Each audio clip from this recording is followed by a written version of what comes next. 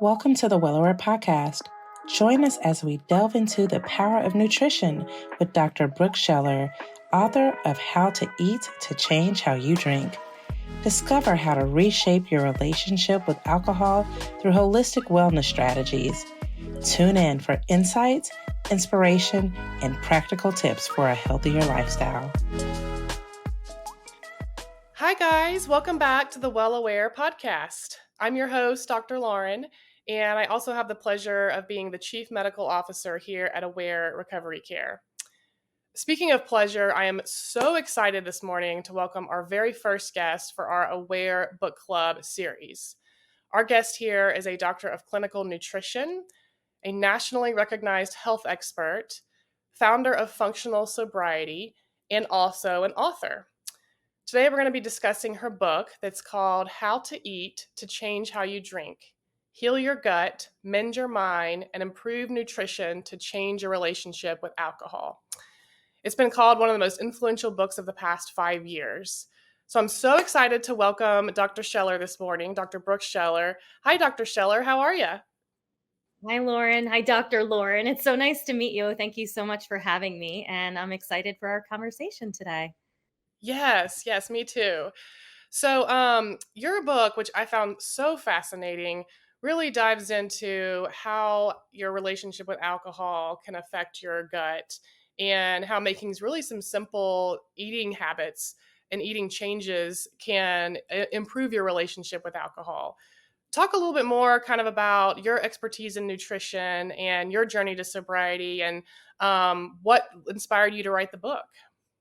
Yeah, well, thank you for asking this question. I love sharing this story, and I love sharing about that aha moment because it's something that for me, and I think for so many of us, we all have these little moments in our lives that when we make a choice or make a change can really change the course or trajectory of our whole life. And for me, eliminating alcohol and getting sober was one of those big moments where I felt like a lot of the challenges, most of the challenges that I was having in my life, physically, mentally, emotionally, personally, professionally, many of those unlocked when I eliminated alcohol from my life. And I had gotten multiple degrees in nutrition prior to quitting drinking. And I share a lot about my story in the book. I have a whole chapter called The Doctor and the Wine Bottle.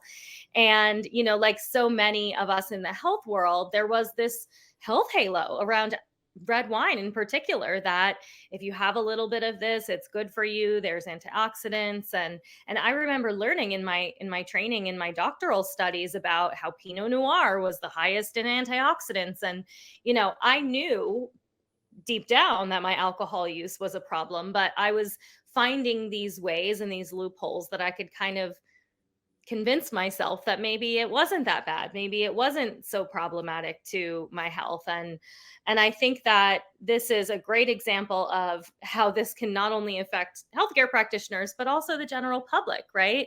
We've really, unfortunately, created a society that is, for lack of a better word, addicted to alcohol. And we've kind of convinced them that that's okay, right? Because we've shared that there's maybe these potential health benefits that people have abused. And I was, like so many people early on in sobriety journey, the first couple months are kind of a blur where, you know, you're a lot of things are changing in your life and you're really focusing on how to get day to day without the alcohol. But for me, I was, lucky enough to have an opportunity prior to getting sober to actually author a textbook chapter in a book on integrative approaches to substance use disorders. And during this time, for about 6 months, I had been working on this project, writing this chapter for nutrition and supplementation for substance use disorders. And this was about 9 months before I myself got sober. And when I went through my own experience, I started adopting some of these recommendations that I had researched. I had started taking some supplements to help with cravings. I had started adopting some of these nutrition changes. And I got really interested in diving deeper into the science on this. And especially in areas like the gut microbiome, for example, which is really an unturned stone, I think, in this arena. of how much alcohol affects our gut microbiome and how much that creates this feedback loop, basically, that can cause us to continue to desire alcohol, and create different stressors on the brain through the gut brain axis. We could dive into all those things. But I was only 3 months sober when I had what I feel like was a lightning bolt moment that said, you have to write a book on this. You have to write a whole book on this, not just a chapter. And I had no idea how to write a book. I had no idea how to go about the process. But like so many things in my sobriety or in my life after getting sober, the doors kind of opened. I wrote a proposal. I found a book agent, and we pitched the book and got a book deal. And then everything kind of unfolded from there. And so I was quite early on in my sobriety journey when this idea struck me. And what I always share is that, while this is through the lens of sobriety, this is mainly through the lens of health and nutrition. And how do we utilize that as a tool in our sobriety journey, in our alcohol reduction journey, whatever that looks like for you? It's really an opportunity for us not to not to go gung-ho and adopting in intermittent fasting and keto and all these different kind of intense protocols, but we're already eating 3 times a day, most of us. And so if we can just optimize those choices, it can actually make it easier for us to put down a drink, make it easier for us to stay sober and to feel better sooner.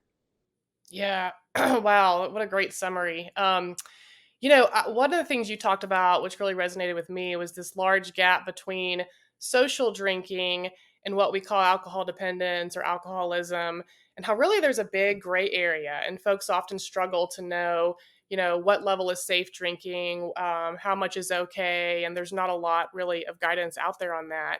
And you also go into the importance of identifying your alcohol archetype, and you kind of go through 3 different types of drinkers, which as you were describing it in the Audible, I was thinking, yep, I know somebody like that. Yep, I know somebody like that. Can you tell our audience, kind of walk us through what those 3 different main types of drinkers are and why it's important to know which category you fall into?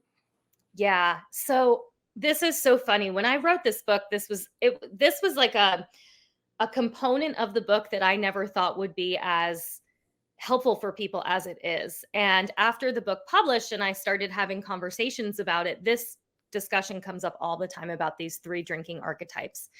And part of the reason why I developed these archetypes was when I started working with others around nutrition and sobriety, probably early 2022, I had launched some challenges, some dry Januaries, some sober Octobers, and different, programs where people could start to explore alcohol freedom through the lens of nutrition. And I had some clients that would come in and would have been drinkers who drank like me, someone who at the end maybe was drinking quite heavily. And that is oftentimes the category of person who seeks full sobriety, right? Or is needing treatment or more intense type of care. Usually it's when we get to that rock bottom moment, right? That we really need to make a change. But what I found most interesting was that I had a lot of particularly women coming to me who did not drink like me, but still wanted help stopping. They maybe only drank a couple times a week or a couple times a month, but they felt like when they started, they couldn't stop.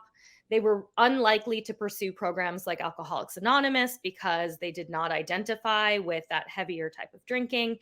And thankfully, in the world we live in today, there's a lot of other programs that support this kind of quote unquote gray area drinking, where we have these discussions now opening up for people who maybe don't feel like they have gotten to that place yet where they've hit a rock bottom. They're not daily drinkers and they feel like, they need kind of a unique level of support.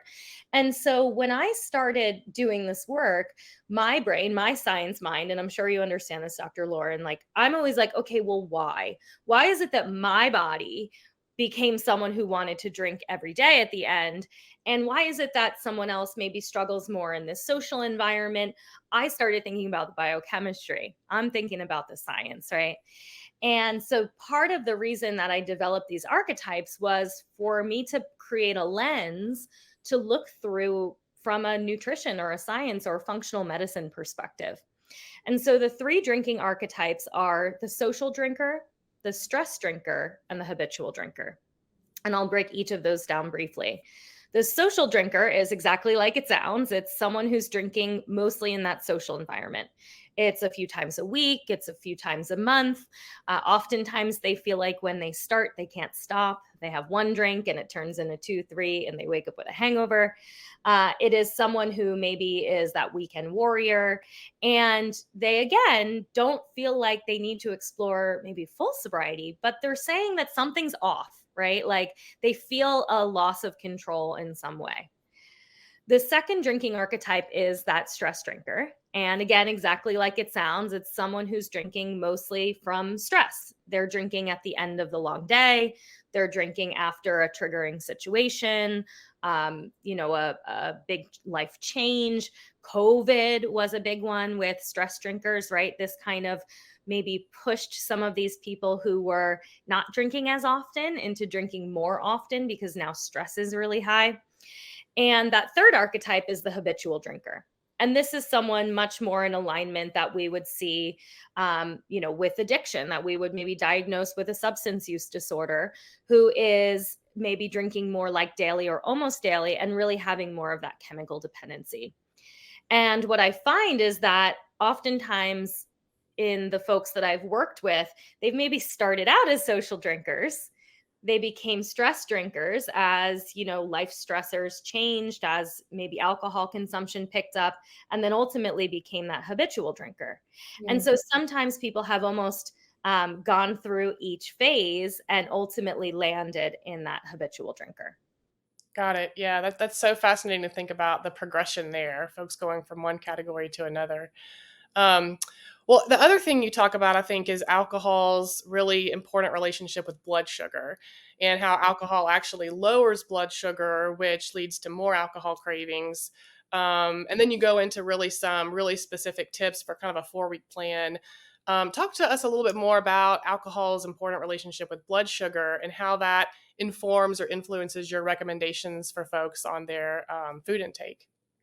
Yeah, this is a key area that I talk about because so many people struggle with alcohol cravings. And then when we take alcohol away, they struggle with the sugar cravings, right? And part of that, the reason why that's happening, part of the reason why the sugar cravings are increasing like that, a lot of the discussion today, Dr. Lauren, as you know, is about dopamine and about how when we take the alcohol away, we have this loss of dopamine and we're looking for these other kind of quick hits of dopamine for feel good, for that pick me up.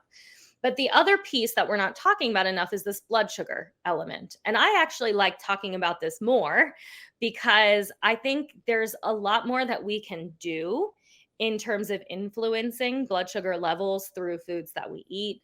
Whereas with dopamine and the brain, a lot of that is just takes time, right? It takes time for the brain to rebalance. It takes time for dopamine systems to kind of come back into equilibrium. But we can influence our food choices and we can influence blood sugar. And what I've found in doing this work, and now having worked with hundreds of clients really around the world, that some of these recommendations for blood sugar, they work and they work really, really well. And so I think that this is a really, really important, probably one of the most important nutritional pieces that you can start to implement if you are alcohol-free, going alcohol-free on that sober journey, and especially if you're struggling with those alcohol or sugar cravings. But what happens is there's a lot of research around how when we consume alcohol regularly, it affects how our body releases glucagon and insulin, so the hormones that manage our blood sugar.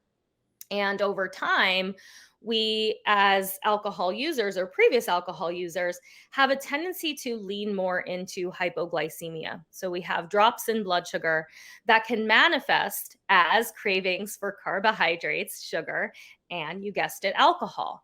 And part of that is because we're looking to get that feel good. We're looking to get a source of energy. We're looking for that source of fuel for our body because our body really runs on that glucose.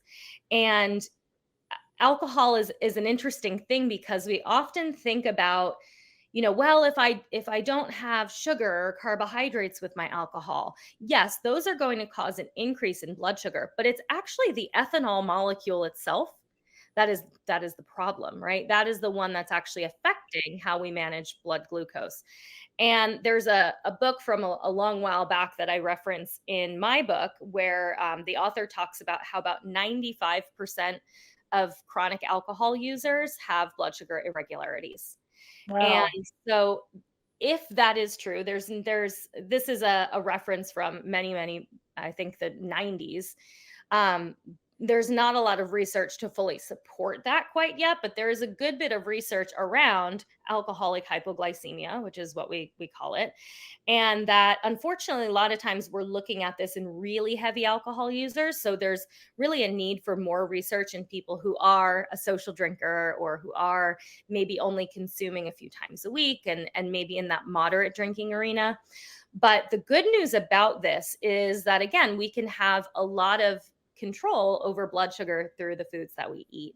So some of the key principles that I lay out in the book and that I work with clients are incorporating more protein throughout the day to help stabilize blood sugar, to ensure that you're never going more than about 3 or 4 hours between meals and snacks. That is going to make sure that you're never getting into that low blood sugar state. Because once we get into that state, we have way less control over our choices. Our Mm. body goes into survival mode. And that is when the willpower, quote unquote, kicks in. And I share this with clients so often too, because I mean, I'm sure you've heard this, Dr. Lauren. I don't have the willpower to say no to a drink or to a candy or to a treat, right? How often that word comes up. And typically it's the body's physiological response, right? That is so strong and overpowering. And we're kind of taking that on as blame. But this is a good indication that we can actually have a lot more control over these things than we think. Yeah, I love that. I love how you explain the science behind it so folks understand, you're not a bad person or a weak person for the food or the substance choices, given that close interplay with the blood sugar and just giving those really practical tips. The other thing I think just love, and you already pointed this out, but these are really practical things you can do immediately that have immediate outcomes versus, as you mentioned with dopamine, most of the NIDA studies show it takes about a year at least for dopamine irregularities to even out. And my patients, when I say that, will look at me like I have three heads. Like, are you kidding me? It's going to take a year. And as you said, these are really simple choices like having snacks in between meals, picking high protein things that will have immediate impact. I think that will make them more doable for folks. So Yeah. And the afternoon snack is the most important thing of the day. So if you are listening and you want to take one tidbit away from this, I would say have an afternoon high protein snack between 3 and 5 p.m., especially if you're someone who is experiencing a lot of those afternoon cravings, that witching hour, that 5 o'clock happy hour feeling. Oftentimes, again, it's been a long, you haven't eaten since lunch or you had an afternoon snack that was high sugar, high carb. And now you get to the end of the day, stress is high, cortisol is up, and you are needing something again to quote unquote take the edge off. And a lot of times it is simply low blood sugar. mm, And I always suggest to people, even if you're not hungry, have this snack because it's going to help ward that off later. I had a client just tell me that the protein recommendations in the afternoon cured her happy hour cravings. And wow. yes, it is so simple, right? It almost sounds silly how simple it is. But I've seen it work again with hundreds of clients at this point. And so, like you said, it's immediate action. It's not something that we have to wait a year. It's not a medication that has a side effect, right? We're already eating. So, a lot of it is just about how do we make these little changes that can really have a big difference. Yeah, it's so funny you mentioned the afternoon snack because as I was listening to your book yesterday, and I keep going like this because I was on Bose headphones. Um, it was about 2 or 3 p.m. in the afternoon, and I was about to walk into a meeting, and I saw they at this conference they had fruit laid out, And before listening to your book, I would have just gone into the meeting, but I thought, I really need to have to eat afternoon snack, or else it's gonna it just helps so much with from what you're saying. And so I grabbed some fruit, and then later when I was eating dinner, it really did make a huge difference. So yeah, I mean, you're right. It sounds so simple, but yet really, really powerful at the same time. What would be, as we're I mean, I could talk to you all day. This is so fascinating. I also enjoyed you talked about sober curious, which is a great term, I think, for people exploring their relationship with alcohol. What would be your, for our listeners who are tuning in here, what would be your top like three takeaways, or two takeaways that you want people to hear from this? I know you said afternoon snacks. What else should people know? Kind of the core message from your book. Yeah, so I'll share that the book is broken down into a couple of different parts, as you know, Dr. Lauren. So the first part is really introducing the overlap between nutrition and alcohol and alcohol use disorder. It tells a little bit about my story, and it gets into the three drinking archetypes. So we covered a lot of that in the discussion today. The second part of the book, actually my favorite part, which is where I get into a lot of the science around the gut.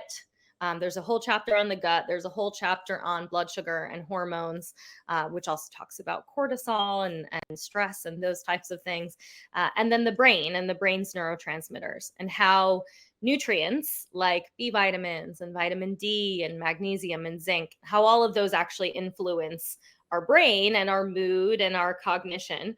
But they're also the same nutrients that are depleted when we drink alcohol. So we basically create this vicious cycle of we drink, we deplete nutrients, we feel like crap, for lack of a better word, and we, drink again because we don't feel good. And it creates this kind of ongoing cycle.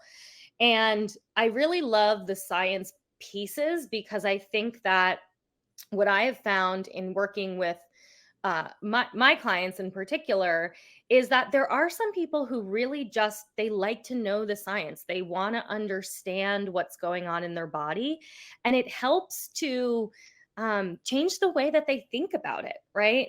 When we know maybe how alcohol is having this direct impact on an area that we are looking to improve or change, it changes our thinking process around it, right? And for me, that's been a really helpful thing. I'm one of those how it works people. I love the science and love the understanding. And there's a lot of people out there that really are intrigued by that. And it helps them not only understand it better, but it helps them stay compliant with their goals, because they have a kind of better understanding of what alcohol is really doing to the system. And as I mentioned earlier on, the gut is one of those other really interesting areas for me too, because been a ton of discussion around the gut and the gut microbiome over the last 10 years or so. And it's really under discussed how much alcohol influences the microbiome, how it influences intestinal permeability and breaks down the lining of the gut. And a lot of these things contribute to all of the health conditions that we experience today. And so I really believe that, or something that I would share with listeners is, if you are interested in that piece and kind of understanding more in that deep dive, the book does talk a lot about that and kind of walks you through these different areas.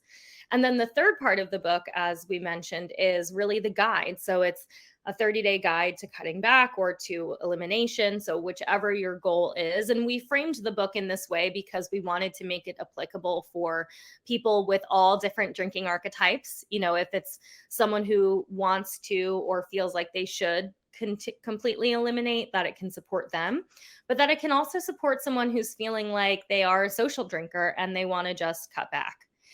And in that last section, there's a section on nutrition. There's also a section on lifestyle, so bringing in the other elements of exercise and mindfulness. There's also an entire chapter on community, which, as you know, is key. And part of why I launched a community in 2022, because we have to, see other people doing it. We have to find these relationships with people who have similar experiences with us, and community is a key piece in my mind as well. And then lastly, in the book, there's recipes. So there's 40 food recipes and 10 drink recipes that help to support your journey and provide a lot of these healing mechanisms or healing tools, healing foods, etc., so that you can kind of have that well-rounded support to your journey. So I would say that the biggest takeaway and the kind of top things that I share on most podcasts are the protein recommendations, making sure you're getting lots and lots of protein throughout the day, including in the morning for breakfast, not skipping breakfast, because that is going to influence blood sugar all throughout the day. And that afternoon snack is really going to be key to supporting as well. And then there's a lot of discussion in there around foods that can support healing the liver and the gut and all of these areas that are affected too. So great. So great to have these practical tips. And as a non-chef, a non-cooker who doesn't like to touch my oven, I so appreciate the recipes as well. Well, listen, Dr. Scheller, thank you so much for your insights and expertise with us today. Again, guys, the book is called How to Eat to Change How You Drink. It's on Audible, which is where I heard it. You can get it in bookstores, Amazon. It's really wonderful and will give you a lot of great practical tips. So we're so happy to have you today. We're thankful for you coming on. Thank you for what you're giving back to the world. This is such needed knowledge, and I think will help so many people. And for our listeners, that concludes our episode of the Well Aware podcast. Thank you for tuning in, and don't forget to subscribe. We're now on all platforms.